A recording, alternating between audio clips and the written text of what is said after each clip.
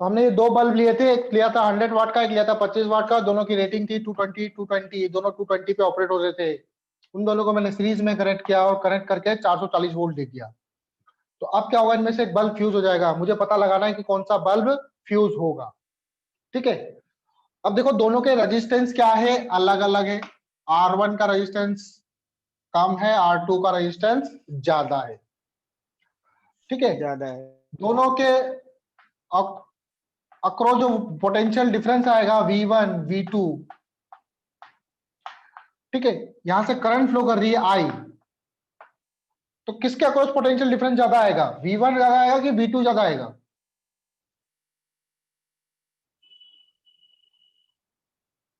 Simple सी बात है, V equal to IR होता है। जिसका रेजिस्टेंस ज्यादा होगा उसके यस अक्रॉस V भी ज्यादा आएगा।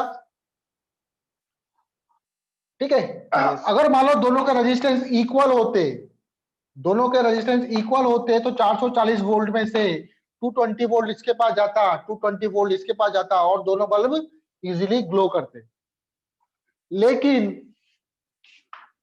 If V1 equal to sorry if अगर R1 इक्वल टू R2 होता, then V1 equal to V2 होता, then V1 equal to V2 होता, और कितना होता ये 220 वोल्ट होता।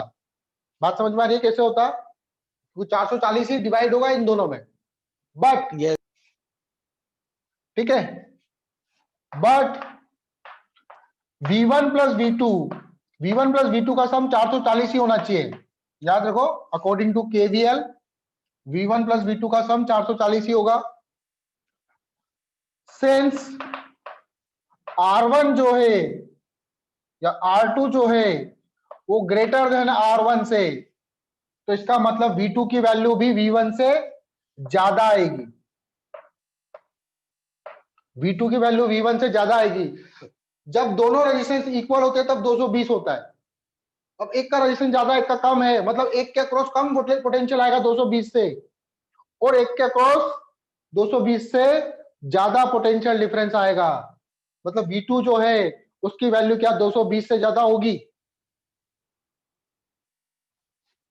V2 की वैल्यू, क्योंकि V1 प्लस V2 का सम 440 है, अगर V1 V2 दोनों बराबर होते हैं तब 220 आता है। लेकिन V2 यस बड़ा है सर। V1 से, V2 बड़ा है V1 से, तो V2 जो होगा वो ग्रेटर देन 220 भी होगा। तो इसके अक्रॉस इसकी रेटिंग थी 220 वोल्ट और मैंने 220 वोल्ट से ज्यादा लगा दिया इसके अक्रॉस, तो कौन सा बल्ब फ्यूज होगा? तो B2 will B2। Fuse, B2 आपका फ्यूज हो जाएगा, B2 विल फ्यूज। आया समझ में? चलो अगला सवाल देखो, नेक्स्ट क्वेश्चन।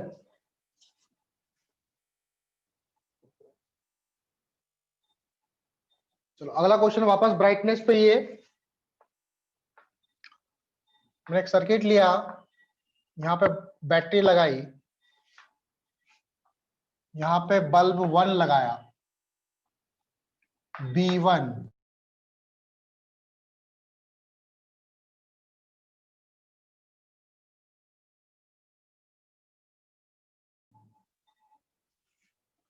फिर यहाँ पे मैंने लगाया एक और बल्ब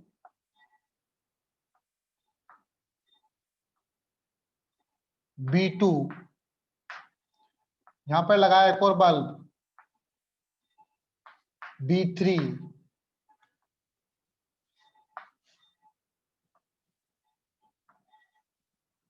और यहाँ पे मैंने लगाया चौथा बल्ब B4।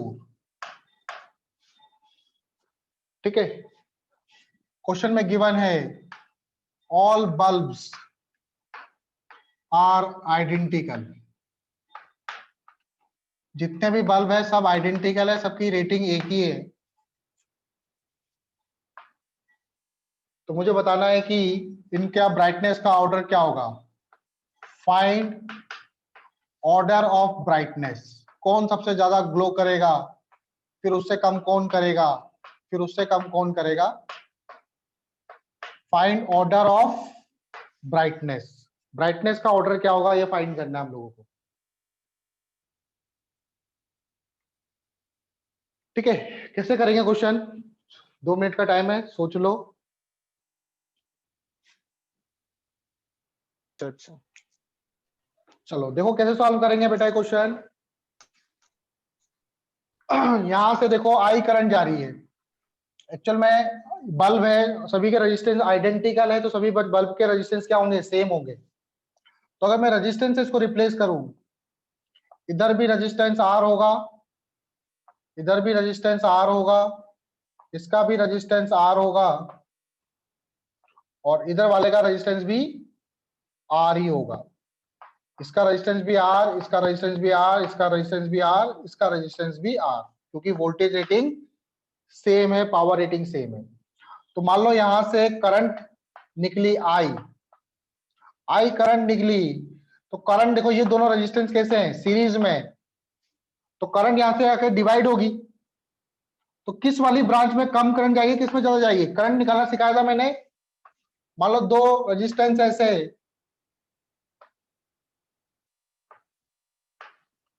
यहां से करंट आ रही है आई, ये I1 है, इधर I2 है, ये रेजिस्टेंस R1, ये रेजिस्टेंस R2। तो मैंने बताया था आपको I1 इक्वल टू क्या होगा? I1 इक्वल टू निकालने का फॉर्मूला शॉर्ट ट्रिक बताई थी मैंने, R2 divided by R1 plus R2 into total current. याद आ रहा है? Yes sir. उसी तरह से I2 बराबर क्या होगा? I2 निकालना हो तो ये resistance R1 divided by total resistance R1 plus R2 into total current. तो इसमें करंट निकालेंगे हम लोग, तो 2R divided by 3R into आई। तो यहां पे करंट जाएगी 2/3I, और यहां पे करंट जाएगी I/3। ठीक है, तो यहां पर हम लोग पावर का जो फॉर्मूला यूज करेंगे, मैं वो यूज करूंगा I²R। आर सबका सेम है, आर सबके लिए सेम है। जिसकी पावर, जिसकी करंट, जिसमें करंट ज्यादा जा रही है, उसकी पावर रेटिंग ज्यादा होगी। तो पावर जो है वो डायरेक्टली प्रोपोर्शनल होगा किसके? I² के, क्योंकि आर सबके सेम है। तो आप देखो यहां से इस B1 में जो करंट जा रही है वो कितनी जा रही है? I करंट जा रही है। B1 में कितनी करंट जा रही है? I करंट जा रही है। B2 और B3 में I/3, और B4 में कितनी? B4 में जा रही है 2/3I। तो सबसे ज्यादा करंट इस वाले में जा रही है B1 में, फिर उससे कम जा रही है B4 में, फिर B2 B3 में सेम जा रही है। तो मतलब ब्राइटनेस का जो ऑर्डर होगा, ऑर्डर ऑफ ब्राइटनेस,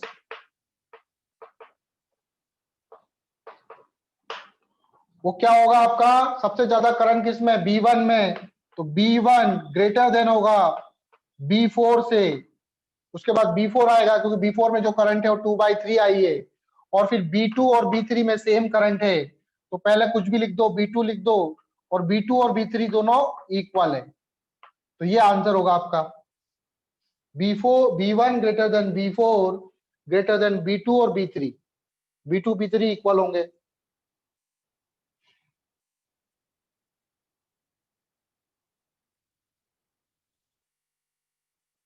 समझ गए? नोट कर लो Yes, इसको। चलो यस आगे सर। देखो। अब इसके बाद आता है आपका टॉपिक इंस्ट्रूमेंट्स।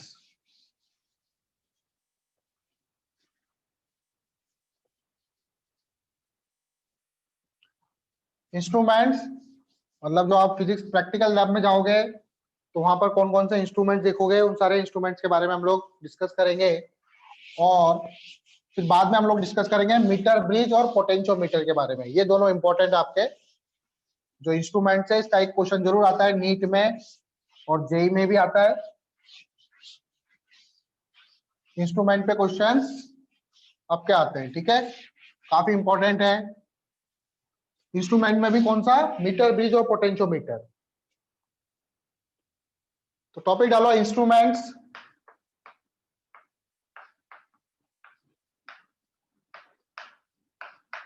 तो मैं हर इंस्ट्रूमेंट्स के बारे में बताऊंगा कौन कौन से इंस्ट्रूमेंट्स होते हैं। सबसे पहले तो लिखो battery eliminator. Battery eliminator battery eliminator मतलब बैटरी के बारे में बात कर रहे हैं, जो आपके फिजिक्स लैब में जो बैटरी वगैरह होती है, ठीक है। कई बार कुछ मशीन्स भी आती है, उन मशीन्स के ऊपर एक तरह से नॉब होता है, उस नॉब को घुमाते हैं, यहाँ पे 2 वोल्ट, 4 वोल्ट, 6 वोल्ट इस तरह से लिखा होता है। तो जिस नॉब पे रखेंगे 2 वोल्ट पे रखेंगे 2 वोल्ट सप्लाई देगा, 4 वोल्ट पे रखूंगा 4 वोल्ट सप्लाई देगा, ठीक है। जैसे रेडियो आता है ना आपका, रेडियो टाइप उस तरफ का इंस्ट्रूमेंट होता है ये। या फिर आपका जो आपने लैक्लांचे सेल केमिस्ट्री में पढ़ा होगा, इलेक्ट्रोकेमिकल सेल वगैरह में, तो वो सब भी क्या है, बैटरी एलिमिनेटर है। तो बैटरी एलिमिनेटर का काम क्या है, बैटरी एलिमिनेटर का काम है कांस्टेंट डीसी सप्लाई देना, गिव्स कांस्टेंट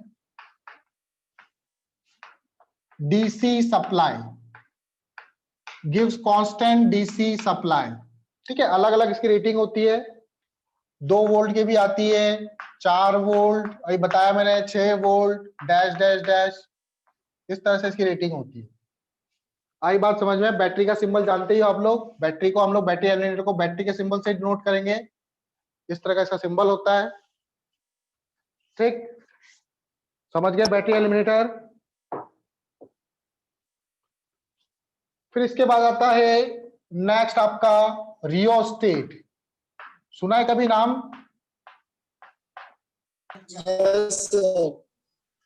रियोस्टेट ये वेरिएबल रेजिस्टेंस होता है। इसमें क्या होता है, इस तरह से एक रॉड टाइप होता है स्ट्रक्चर, और इसके ऊपर क्या होती है, वायर इस तरह से वाउंड होते हैं, और इन वायर का कुछ ना कुछ रेजिस्टेंस होता है, ठीक है।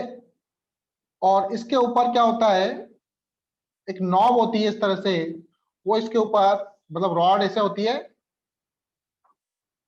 और इसके ऊपर एक मेटल का इस तरह से वायर होता है।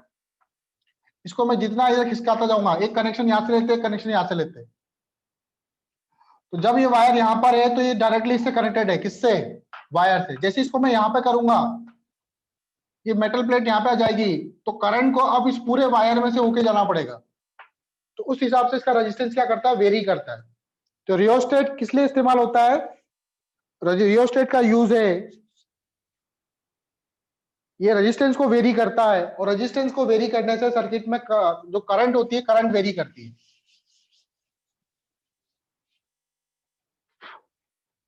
तो रियोस्टेट क्या करता है, varies current in the circuit, varies current in the circuit by varying resistance,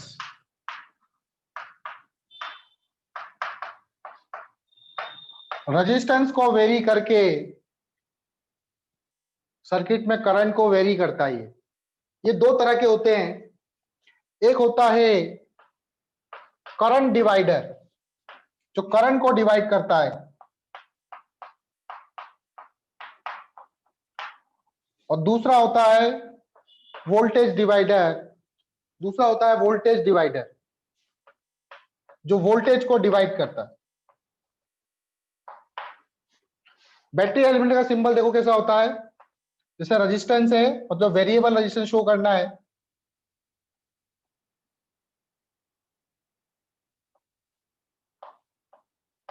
इस तरह का इसका सिंबल होता है,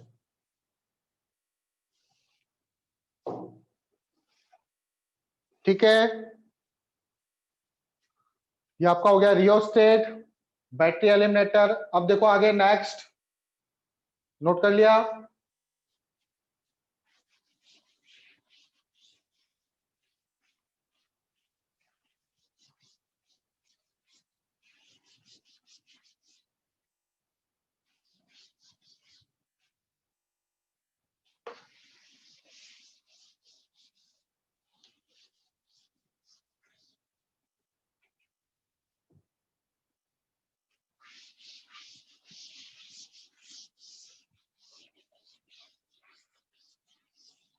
अब इसके बाद आता है रेजिस्टेंस बॉक्स।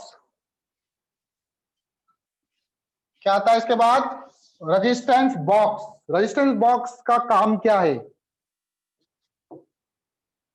तीसरा जो इंस्ट्रूमेंट है आप फिजिक्स की लैब में देखोगे, वो है आपका रेजिस्टेंस बॉक्स। रेजिस्टेंस बॉक्स का काम क्या है? इसमें क्या होती है, अलग अलग वैल्यूज के रेजिस्टेंस होते हैं। तो जो रेजिस्टेंस आपको सर्किट में इंसर्ट करना है उसकी की को बाहर निकाल देते हैं हम लोग। ठीक है, रेजिस्टेंस बॉक्स का यूज क्या है? Use to put non resistance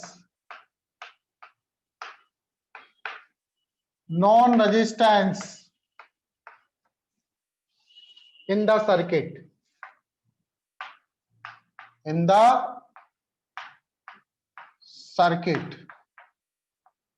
used to put non resistance in the circuit। Circuit में नॉन रेजिस्टेंस पुट करने के लिए हम लोग रेजिस्टेंस बॉक्स का यूज करते हैं। एक्चुअली में रेजिस्टेंस बॉक्स में क्या होता है, देखो मान लो इस तरह से मेटल की प्लेट है, ठीक है, कॉपर, और इस तरह से प्लेट्स होती है, और बॉक्स जो होता है वो साइड, अगर ऊपर से देखूंगा बॉक्स को तो इस तरह से दिखेगा बॉक्स। इसमें इस तरह से कीज होती है, ये ऊपर से देख रहे हैं हम लोग टॉप से, ठीक है। यहाँ पर 10 ओम, 20 ओम, 30 ओम, 40 ओम इस तरह से लिखा होता है, ये नॉब है, ठीक है। और साइड से देखूंगा तो इस तरह से प्लेट होती है, इन प्लेट के अंदर क्या होता है, नीचे रेजिस्टेंस वायर लगे होते हैं। अब जैसे मान लो ये पॉइंट ए है, ये पॉइंट बी है, अब मैं ए में करंट फ्लो करवाऊंगा तो ए में ये वायर के थ्रू करंट फ्लो जाएगी। तो मान लो ये रेजिस्टेंस 10 ओम का है, ये भी 10, इसका रेजिस्टेंस मान लो 20 ओम का है, ठीक है। अब मुझे मान लो सर्किट में 20 ओम चाहिए, 10 ओम नहीं चाहिए, तो मैं क्या करूंगा, इन दोनों को आपस में कनेक्ट कर दूंगा। तो क्या होगा, जो करंट है वो ऐसे जाएगी डायरेक्ट ही। अब इसको कनेक्ट कैसे करूंगा मैं कोई मेटल की इस्तेमाल करूंगा, मेटल की इस्तेमाल करूंगा। इस तरह से इसका स्ट्रक्चर होता है जो इसके बीच में फिट हो जाता है।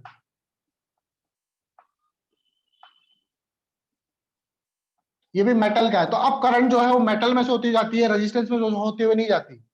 एक्चुअली में करंट जो है वो हमेशा इजी पाथ से जाती है। अब क्योंकि पूरे कंडक्टर बन गया तो करंट ऐसे जाएगी और सर्किट में 20 ओम का रेजिस्टेंस आ जाएगा। अब मान लो आपको 20 ओम का भी रेजिस्टेंस नहीं चाहिए, तो इस वाले में भी की इंसर्ट कर दो,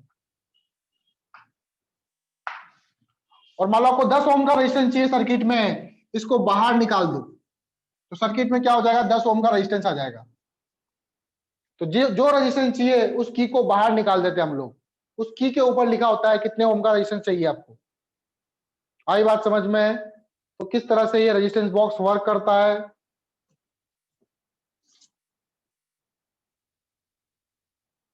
इसको ठीक है, तो प्लग इंसर्टेड, प्लग अगर इंसर्ट है इसका मतलब नो रेजिस्टेंस। प्लग इंसर्ट है इसका मतलब नो रेजिस्टेंस। और प्लग अगर रिमूव है